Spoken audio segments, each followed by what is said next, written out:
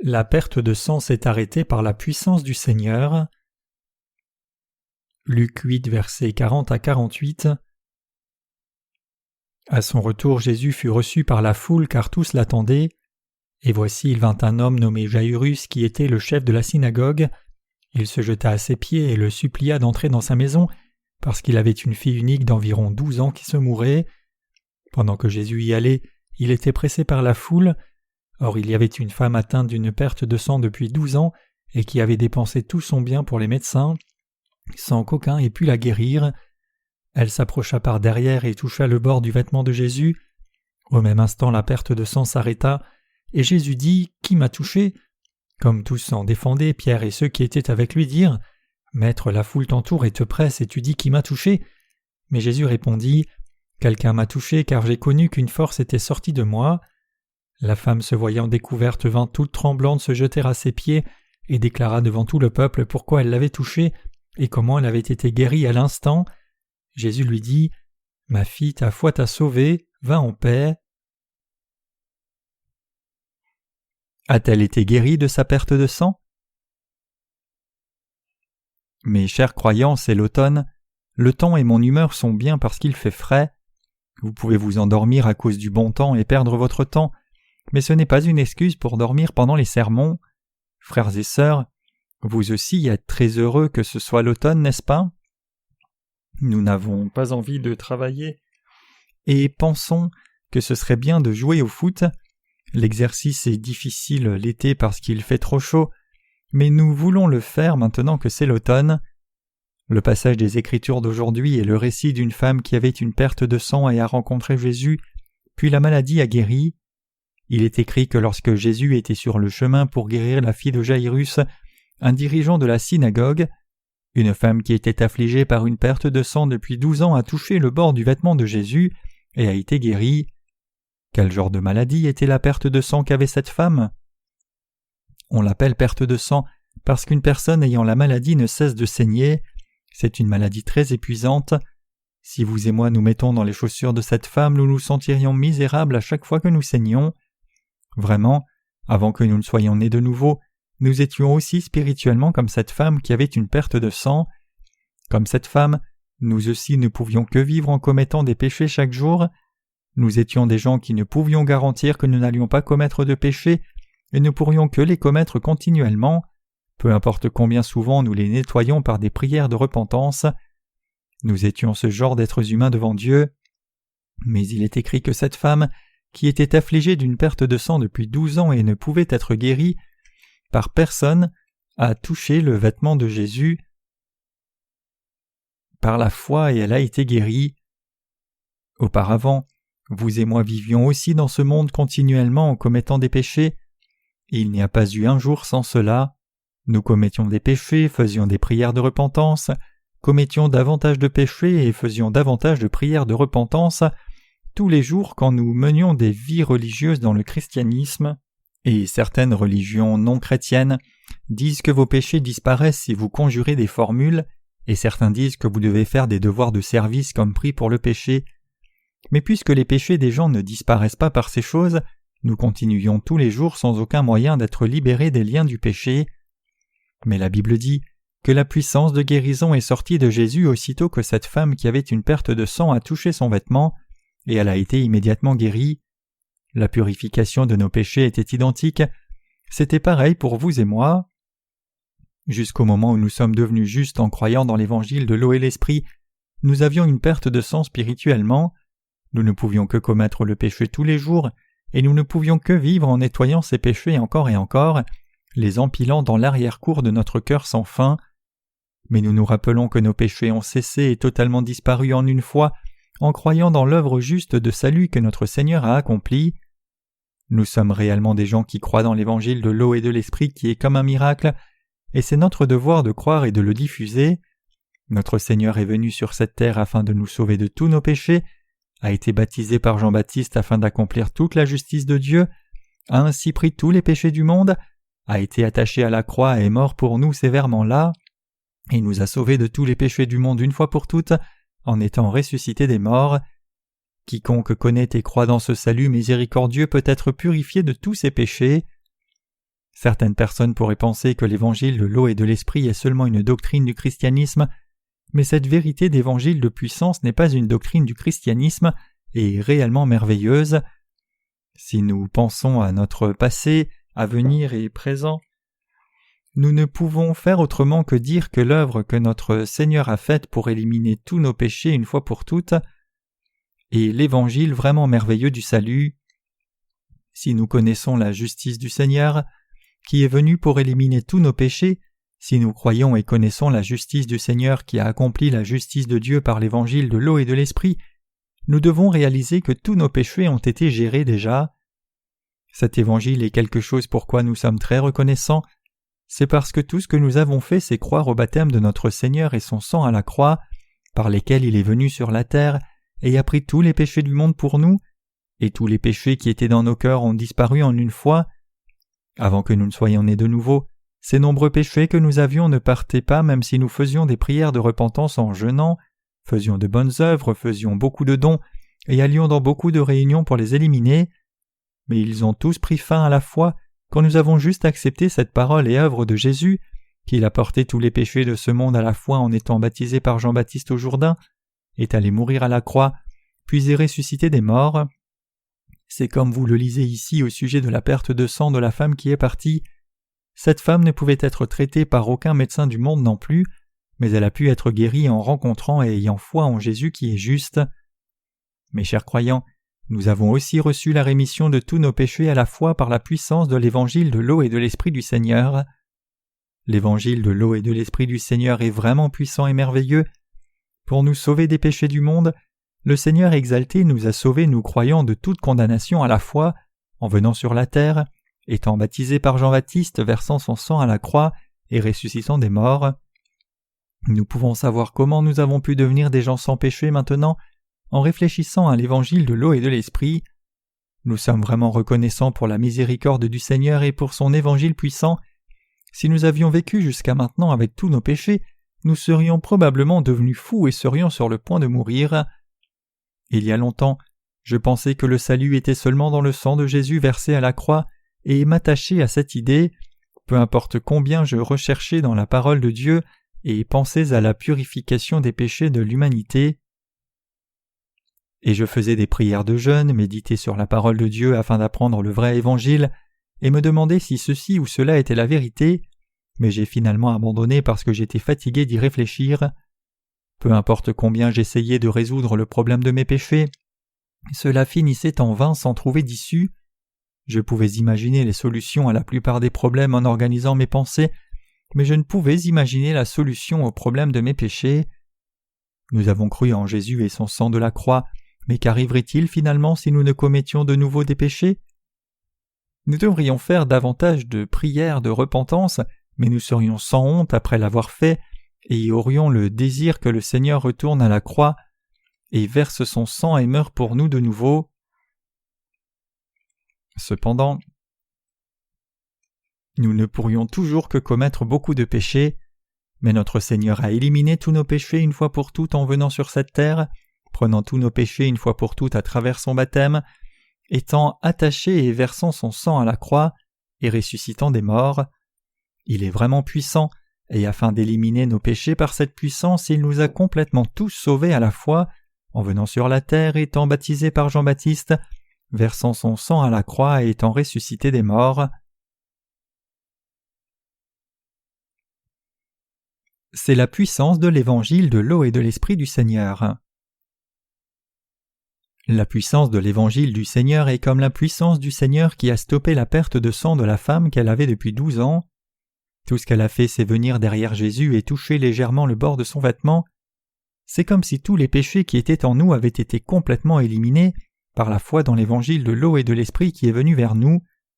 Donc nous avons commencé à vivre des vies justes dans lesquelles nous devons diffuser la justice de Dieu. Nous sommes maintenant devenus des gens remplis du Saint-Esprit en croyant dans l'évangile de l'eau et de l'esprit. Tous nos péchés ont été entièrement remis en une fois par le baptême que Jésus a reçu au Jourdain. Nous commettons toujours des péchés parce que nous sommes des gens faibles, mais tous nos péchés ont été éradiqués par la justice du Seigneur. La femme qui a été guérie de son saignement en touchant le vêtement de Jésus et nous qui avons été purifiés de tout péché en croyant dans l'évangile de l'eau et de l'esprit, avons vraiment revêtu la même grâce du salut. Les œuvres de la puissance de Dieu qui ont été accomplies pour cette femme se sont maintenant levées en nous croyant dans l'évangile de l'eau et de l'esprit. Le Seigneur dit « Ma fille, ta foi t'a sauvée, va en paix » Luc 8, verset 48. Nous avons de même reçu la rémission de tous nos péchés à la fois par la foi dans l'œuvre juste du salut que le Seigneur a accomplie. Mes chers croyants, avez-vous reçu la rémission de tous vos péchés à la fois en croyant dans l'évangile de l'eau et de l'esprit? Tout ce que nous avons fait, c'est croire dans l'œuvre d'expiation que le Seigneur a accomplie, n'est-ce pas? Nous avons juste accepté l'évangile de l'eau et de l'esprit dans nos cœurs par la foi, et cette foi n'était même pas très forte. Mais que s'est-il passé dans nos esprits? Tous nos péchés ont été entièrement éradiqués en une fois sans qu'il ne reste rien. Le Seigneur a éliminé tous nos péchés à la fois en étant baptisé par Jean-Baptiste et versant son sang à la croix, afin de nous sauver des péchés du monde. C'est la justice de Dieu et le cœur de l'évangile de l'eau et de l'esprit. Jésus-Christ qui est Dieu nous a aimés, donc il a éliminé tous nos péchés à la fois en étant baptisé par Jean-Baptiste, versant son sang à la croix et ressuscitant des morts. Si vous lisez Jean 3, verset 16, il est dit « Car Dieu a tant aimé le monde qu'il a donné son Fils unique. Il nous a tant aimé qu'il a donné son Fils, et nous a sauvés en même temps en le faisant baptiser par Jean-Baptiste, le faisant mourir à la croix et le faisant ressusciter des morts. Le Fils bien-aimé de Dieu est venu sur cette terre parce qu'il nous a tant aimés, a porté les péchés du monde en étant baptisé par Jean-Baptiste, et a été attaché puis est mort à la croix. Dieu nous a tant aimés qu'il est ressuscité des morts, et nous a ainsi sauvés de tous nos péchés une fois pour toutes. C'est la puissance merveilleuse de l'évangile de Dieu. Nous avons été sauvés de tous nos péchés en connaissant et croyant la puissance de cet évangile de l'eau et de l'esprit, qui est la vérité du salut. Cependant, il y a toujours beaucoup de gens qui n'ont pas reçu la purification de leurs péchés parce qu'ils ne croient pas en l'évangile de l'eau et de l'esprit. C'est le problème. Dieu a fait cette œuvre de salut parce qu'il aime l'humanité. Alors qu'y a-t-il de si bon à leur sujet pour qu'ils aient une raison de ne pas pouvoir croire la bonne nouvelle du salut que Dieu a donnée? Qu'y a-t-il à obtenir par leurs pensées? Dieu nous a sauvés de tous nos péchés par la puissance de l'évangile de l'eau et de l'esprit. Ne peuvent-ils pas imaginer s'ils ont ou non des péchés par l'évangile de l'eau et de l'esprit? Nous avions tous des péchés devant Dieu, mais tous les péchés du monde ne sont-ils pas passés sur Jésus-Christ quand il a été baptisé par Jean-Baptiste? Et ne pouvons-nous pas savoir qu'il a reçu le jugement de tous ses péchés et les a éliminés? Mes chers croyants, quel genre de conditions sont nécessaires quand vous recevez l'amour de Dieu? Dieu nous aime par sa compassion, il ne nous demande rien en retour. L'amour de Dieu ne requiert rien de notre part, c'est inconditionnel, n'est-ce pas?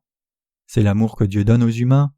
En d'autres termes, il nous montre son amour de salut qui n'a pas de prix. Dieu nous a donné l'amour du pur salut qui ne demande pas de compensation. Dieu le Père nous aime de son amour absolument inconditionnel et miséricordieux parce que nous sommes à la ressemblance de son image. Pour éliminer tous nos péchés une fois pour toutes, Dieu le Père nous a sauvés de tous nos péchés à la fois en envoyant son Fils unique sur cette terre, le faisant baptiser par Jean-Baptiste, le faisant mourir à la croix et le faisant ressusciter d'entre les morts. Puisque Dieu nous a ainsi aimés absolument et inconditionnellement, il a fait cela pour que vous et moi puissions obtenir le salut de tous nos péchés en connaissant et croyant l'évangile de l'eau et de l'esprit. Nous devons réaliser que le Seigneur nous a sauvés de nos péchés en une fois parce que Dieu nous a aimés inconditionnellement et nous a considérés avec compassion. C'est le salut et la puissance de Dieu. Nous arrivons au salut de tous nos péchés quand nous croyons dans la justice de Dieu, mais malgré cela beaucoup de gens ne croient toujours pas dans l'évangile de l'eau et de l'esprit qui est la justice de Dieu. Les gens comme cela ont vraiment un cœur borné et s'appuient davantage sur leurs bonnes œuvres que sur Dieu. Ce sont des gens très vicieux. En Luc, quelqu'un vient à Jésus et dit « Bon maître, que dois-je faire pour hériter la vie éternelle ?» Luc 18, verset 18. Ces gens sont prompts à rejeter les bonnes œuvres de Jésus parce qu'ils pensent avoir tellement de leur propre justice. Beaucoup de gens vont en enfer pour s'être opposés à la justice de Dieu parce qu'ils ne croient encore que leurs propres pensées qui sont bonnes. Notre droiture n'est rien devant la justice de Dieu. Nous n'avons pas de bonté mais n'avons que des péchés. L'humanité fait de bonnes œuvres et fait des sacrifices pour elle-même, mais n'a pas de vraie bonté. La bonté humaine est fausse et mauvaise. l'humanité vit dans des existences qui ne peuvent aimer sans prix ou condition comme Dieu. Nous devons garder à l'esprit que seul Dieu peut nous considérer avec compassion et nous aimer inconditionnellement. Seul le Seigneur nous a considérés, vous et moi, avec compassion, nous a aimés inconditionnellement et nous a sauvés des péchés du monde par son amour juste et l'évangile de l'eau et de l'esprit. Il nous a aimés avec un amour invariable. Nous devons croire au salut par lequel il nous a sauvés de tous nos péchés par la vérité de l'évangile de l'eau et de l'esprit. Nous devons savoir et croire que l'évangile de l'eau et de l'esprit est la vérité du salut. Le passage des Écritures d'aujourd'hui dit que la femme ici qui avait une perte de sang a légèrement posé juste le doigt sur le vêtement de Jésus et a été guérie. Cette femme a été sauvée par la foi dans la puissance du Seigneur. Dieu est le Dieu de puissance. Il ne ment pas, et notre Sauveur Jésus-Christ est Dieu. Dieu le Père nous a aimés. Donc il a envoyé Jésus-Christ qui est venu sur la terre, a été baptisé, est mort à la croix et ressuscité des morts et nous a sauvés. Nous devons croire en ce fait. Nous devons croire dans l'œuvre de salut que Jésus-Christ a faite. Une personne ne peut avoir la grâce de la rémission des péchés si elle ne croit en l'œuvre que Jésus-Christ a accomplie. Cette femme a été guérie de sa maladie par la puissance du Seigneur quand elle a touché son vêtement par la foi. Vous devez aussi croire dans l'œuvre que le Seigneur a accomplie en disant « Oh, il nous a sauvés par l'évangile de l'eau et l'esprit, donc je n'ai pas de péché, tous les péchés que j'avais sont passés sur Jésus en une fois, et il a reçu tout le jugement de cela. » Nous devons croire. Donc notre Seigneur est notre Sauveur qui nous a sauvés de tous nos péchés et il est notre Rédempteur. Cette foi, c'est ce qui est désigné par la parole lorsqu'il est dit « Si vous aviez de la foi comme un grain de sénévé, vous diriez à cette montagne « Transporte-toi d'ici, là, et elle se transporterait, rien ne vous serait impossible. » Matthieu 17, verset 20. La Bible dit « Parce qu'en lui est révélée la justice de Dieu par la foi et pour la foi, selon qu'il est écrit, le juste vivra par la foi. » Romains 1, verset 17. Savez-vous comment les pécheurs deviennent justes? La Bible dit « Parce qu'en lui est révélée la justice de Dieu par la foi et pour la foi. » Peu importe combien Dieu nous a sauvés unilatéralement ou peu importe combien il nous a sauvés inconditionnellement par son amour, le salut n'a absolument rien à voir avec nous si nous ne croyons pas réellement ce fait pour notre part. La Bible dit « par la foi et pour la foi ». Nous avons reçu la rémission des péchés seulement par la foi dans la justice de Dieu, et nous avons obtenu la vie éternelle. Donc la Bible dit « le juste vivra par la foi ». Nous vivons maintenant par la foi dans la justice de Dieu. Nous devenons ouvriers de Dieu si nous croyons dans la justice de Dieu, et nous unissons à l'Église de Dieu même si nous faisons face à certaines difficultés. Cette foi n'est pas théorique, elle peut vraiment fonctionner quand nous avons foi en l'Évangile et la puissance de Dieu. Le Seigneur répand la puissance du salut sur ceux qui connaissent et croient dans sa justice. Donc, le plus grand péché dans ce monde, c'est ne pas croire en l'œuvre de salut que Dieu a faite pour nous par son amour inconditionnel et l'évangile de l'eau et de l'esprit. Dieu peut-il mentir? Il ne ment pas. Donc pourquoi les gens ne croient-ils pas en lui?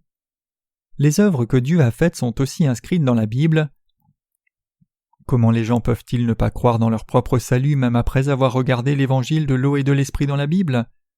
Ils ne peuvent croire en lisant la parole de Dieu, donc ils ont besoin de visions et miracles avant de croire en lui. Les gens qui doivent croire en Dieu seulement par ces choses n'essayent pas de croire dans la justice de Dieu, mais essayent plutôt de croire en leur propre justice. Ils croiront dans la puissance du mysticisme outrageux qui vient de Satan qui fait ses œuvres. Ces gens pensent que la puissance de Dieu et les miracles sont plus importants que sa justice. Dieu permet à ces gens de tomber dans la destruction en les laissant observer et croire aux faux miracles accomplis par Satan. Ce genre de foi, ce n'est pas croire dans la justice de Dieu.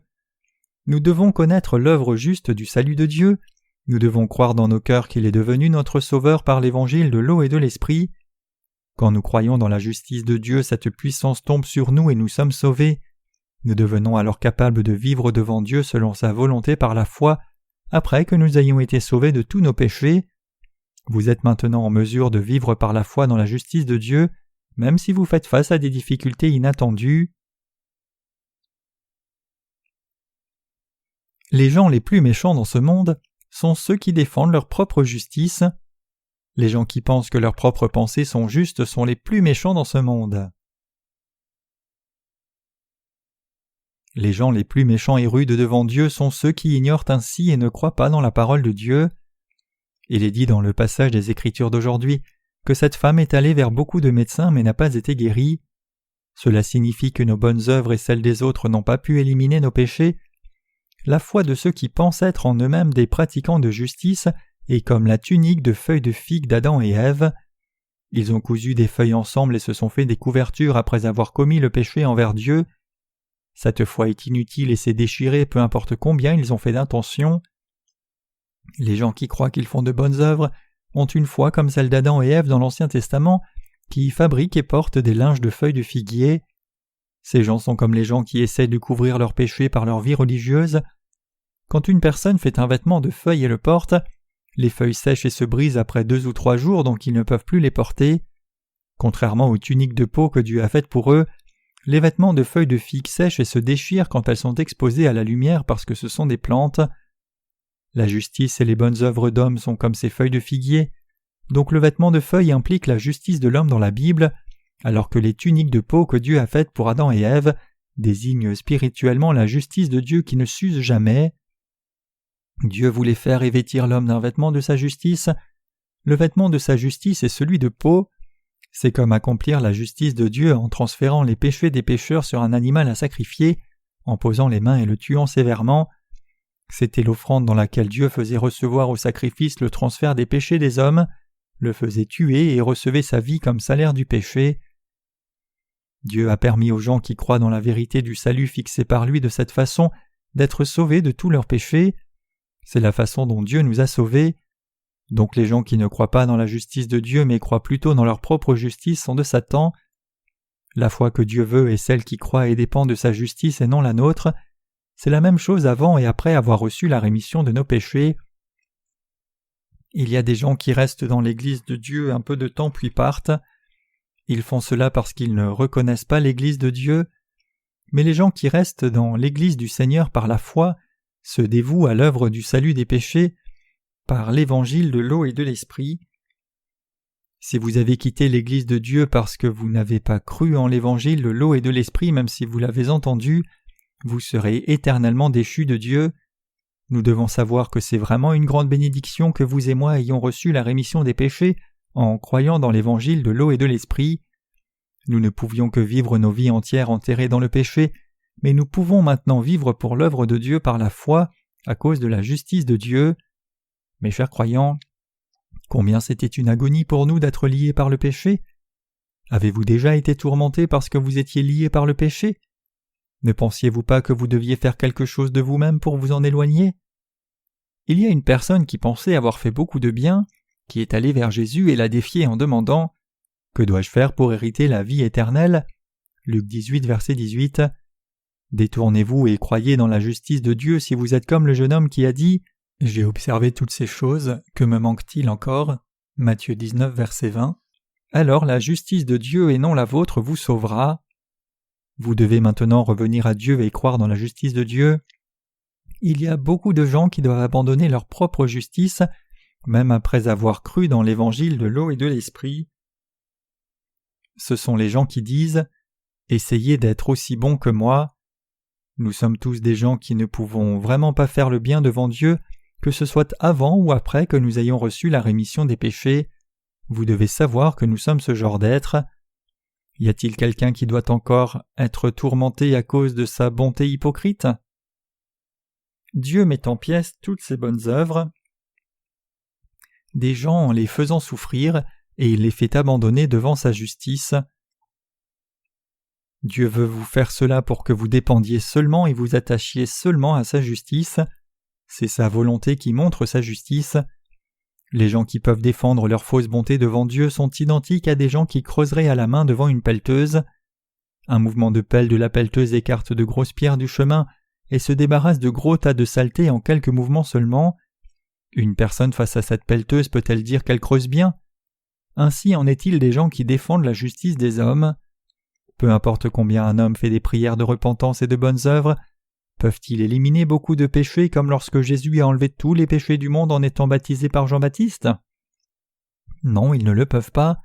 N'est-ce pas vrai? Essayez de creuser dur pendant 1 mois. Un bulldozer qui vient et pousse juste de la saleté en une fois est meilleur. Cette comparaison n'est pas exacte, mais c'est la différence entre l'œuvre de l'humanité et celle de Dieu. Combien de travail l'homme peut-il faire? Et combien de choses y a-t-il où l'homme soit bon? Il n'y a absolument rien de quoi être fier devant Dieu. Donc nous devons croire dans la justice de Dieu, et il n'y a pas d'autre choix. Nous devons croire en lui comme la femme qui a juste touché le vêtement de Jésus et a été guérie de sa perte de sang. Si nous croyons juste dans nos cœurs dans l'œuvre que Jésus a faite pour notre salut, c'est-à-dire l'évangile de l'eau et l'esprit, tous les péchés qui étaient dans nos cœurs sont juste partis en une fois. Nous devenons enfants de Dieu par la foi dans sa justice, et je crois que tous nos problèmes sont résolus si nous croyons juste et nous appuyons sur la puissance de Dieu.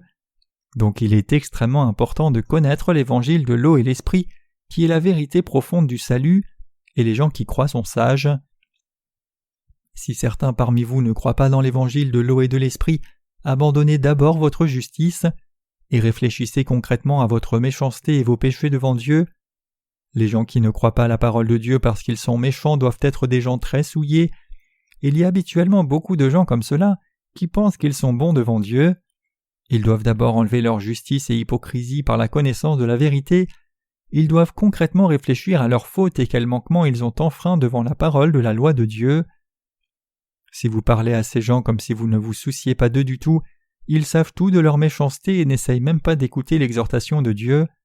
Ils écoutent la parole de Dieu sans être attentifs et ignorent la plupart. Si quelqu'un venait vers eux et disait « Je suis insuffisant », ces gens répondraient d'un « Oui, tu es insuffisant, mais pas moi ».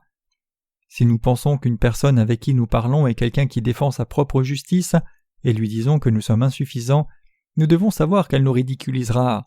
Elle nous ridiculisera en disant « Va et crois cela, idiot imbécile, je n'en ai pas besoin. De ce que tu as dit, il semble que Jésus soit bien pour toi, mais pas pour moi. » Vraiment, l'évangile de l'eau et de l'esprit du Seigneur correspond parfaitement à tout le monde. Même si Jésus est le sauveur de tous les gens, certains ne croient pas dans sa parole parce qu'ils pensent qu'ils ont beaucoup de leur propre justice. Vous devez vous rappeler que vos bonnes œuvres ne sont jamais assez pour vous montrer devant Dieu.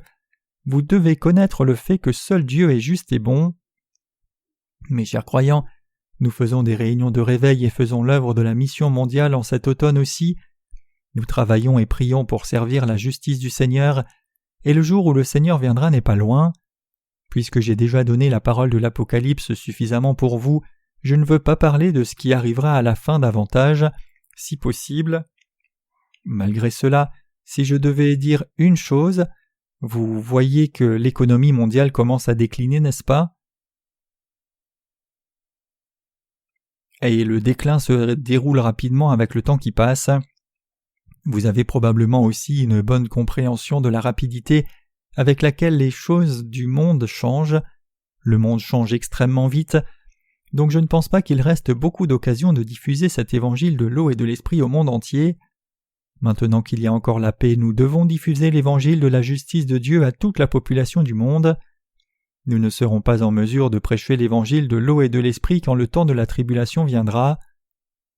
Quand nous ne pouvons pas diffuser l'évangile de la justice de Dieu, et quand le temps vient où notre corps peut à peine survivre, je pense que la seule chose qui nous restera, c'est d'être martyrs. Mes chers croyants, après avoir diffusé cet évangile de justice à un certain niveau, il y aura des signes de la venue du Seigneur. Alors le Seigneur viendra rapidement après cela. Nous avons ce genre de foi et c'est certain. Avant cela, nous devons diffuser l'évangile de l'eau et l'esprit au plus de gens possible. Nous devons diffuser l'évangile de l'eau et de l'esprit à tous les gens et prier pour eux, y compris les gens qui agissent intelligemment, ceux qui sont aveugles et ceux qui ont des pertes de sang. S'ils prétendent avoir fait beaucoup de bonnes œuvres, vous aurez aussi à le faire bien que vous n'y soyez pas enclin. Les gens sont tous les mêmes si vous les comparez les uns aux autres. Tout le monde est aussi bon que les autres. Quoi qu'il en soit, les bonnes œuvres des gens ne sont rien devant Dieu, mais je pense que tout le monde est à peu près pareil quand nous comparons les gens les uns aux autres. Il y a un dicton coréen qui dit « L'eau de pluie qui tombe des toits peut faire un trou dans une pierre angulaire ». Si vous diffusez avec persistance l'évangile de l'eau et de l'esprit, d'autres gens croiront aussi à un moment et recevront le salut. Peu importe combien de bonnes œuvres une personne peut avoir, elle croira et obtiendra le salut si elle s'éveille à la justice du Seigneur. Si nous essayons longtemps, elle réalisera qu'elle n'a pas de justice en elle-même, et elle sera sauvée en croyant dans la justice de Dieu. Mais la plupart des gens qui n'ont rien à montrer sont prompts à s'attacher à leur propre hypocrisie. Vraiment, la seule raison à cela, c'est qu'ils veulent cacher leurs insuffisances. Nous devons chasser ces pensées en eux. C'est le moyen de vraiment les aider.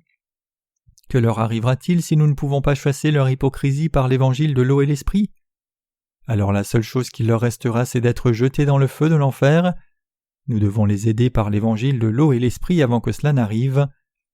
Ainsi, il y a beaucoup de gens dans ce monde qui s'attachent à leur propre justice. Cependant, il y a aussi beaucoup de gens par contre qui abandonnent complètement leur vie à cause de leurs manquements.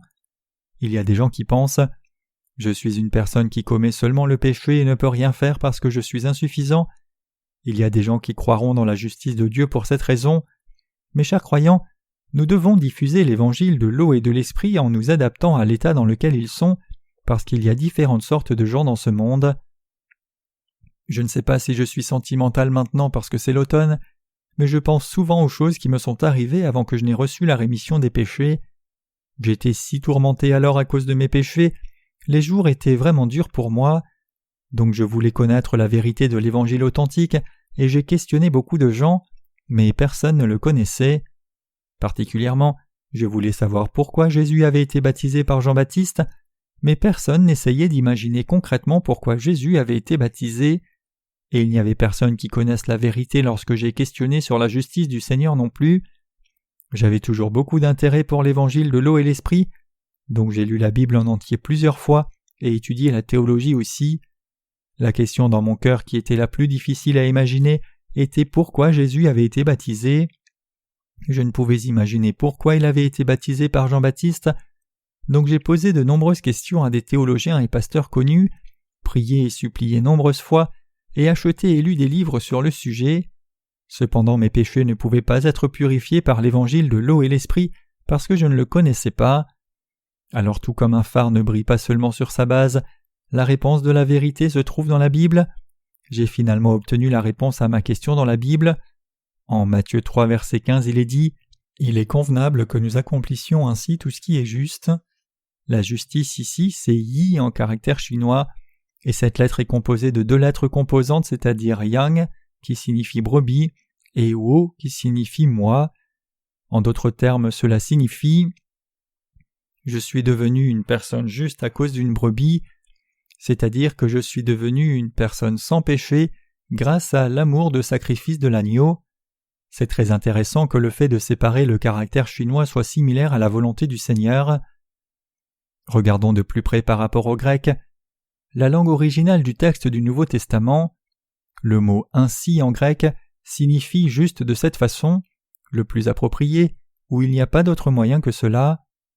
Ce mot montre que Jésus a pris les péchés de l'humanité sur lui de façon irréversible et la plus correcte par le baptême qu'il a reçu de Jean-Baptiste. En d'autres termes, Jésus devait être baptisé par Jean pour accomplir toute l'œuvre juste de Dieu, ou en d'autres termes notre salut, par le fait que nos péchés passent sur Jésus. Tous mes péchés ont quitté mon corps au moment où je me suis éveillé à la justice de Dieu dans la parole de Dieu. Tous mes péchés ont pris fin après que j'ai su concrètement toute la signification de cette parole par l'évangile de l'eau et de l'esprit. En un instant, mes péchés ont disparu et mon âme a été éclairée par la lumière de la vérité de Dieu que j'ai connue. C'était comme une pièce sombre qui a brillé aussitôt que j'ai appuyé sur l'interrupteur. Mon cœur qui était lourd et sombre à cause de mes péchés a reçu la paix comme un fleuve qui ne peut être pleinement exprimé en paroles, est venue dans mon cœur. Et toutes mes questions ont été résolues quand la parole de la Bible est entrée dans mon cœur. Toute la parole de la Bible est venue vers moi comme un nouvel éclaircissement. Oh, c'est ce que signifie cette parole. Les paroles de la vérité dans l'évangile de l'eau et de l'esprit ont résolu tous les péchés qui étaient dans mon cœur en une seule fois. Mes chers croyants, Dieu nous a sauvés, vous et moi, de tous les péchés du monde par sa justice. Quand je pense à la grâce par laquelle Dieu nous a sauvés, vous et moi, de tous nos péchés, tout ce que je peux faire, c'est être reconnaissant. Dieu vous a sauvés de tous les péchés du monde, tout comme il m'a sauvé de tous mes péchés, et il a sauvé tous les gens autour de vous et tous les gens du monde par l'évangile de l'eau et l'esprit, tout comme il vous a sauvés de tous vos péchés. Donc les gens qui ne croient pas dans la justice de Dieu ne peuvent pas éviter d'aller en enfer. Vous devez être sauvés de vos péchés en croyant dans la justice du Seigneur. Ne pas croire dans la justice de Dieu, c'est le plus grand mal, et il suffit que vous viviez en vous appuyant sur la justice de Dieu après que vous ayez cru au vrai évangile et reçu la rémission des péchés. Bien sûr, il y aura des temps de tension dans votre corps et esprit même après être né de nouveau. C'est aussi mauvais pour vous de ne pas vous confier dans la justice du Seigneur et d'essayer de vivre par vos propres forces dans ces moments-là. La Bible dit « Maintenant le juste vivra par la foi » Hébreux 10, verset 38. J'espère que vous vous appuierez aussi sur la justice de Dieu. Si nous nous appuyons et croyons dans la justice de notre Seigneur, des œuvres miraculeuses viendront par sa puissance. Je rends grâce à Dieu qui nous a sauvés de tous nos péchés. Lui rendez-vous grâce également.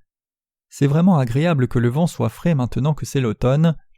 Les difficultés spirituelles et physiques viennent toujours vers nous, mais j'espère qu'elles seront aussi résolues dans le Seigneur. Je crois que le Seigneur les résoudra toutes si nous espérons et le demandons.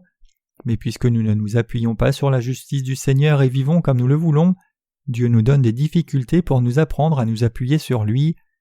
Dieu nous donne des difficultés pour nous aider à cesser d'être bornés, nous aider à vivre en recherchant sa justice et nous guider.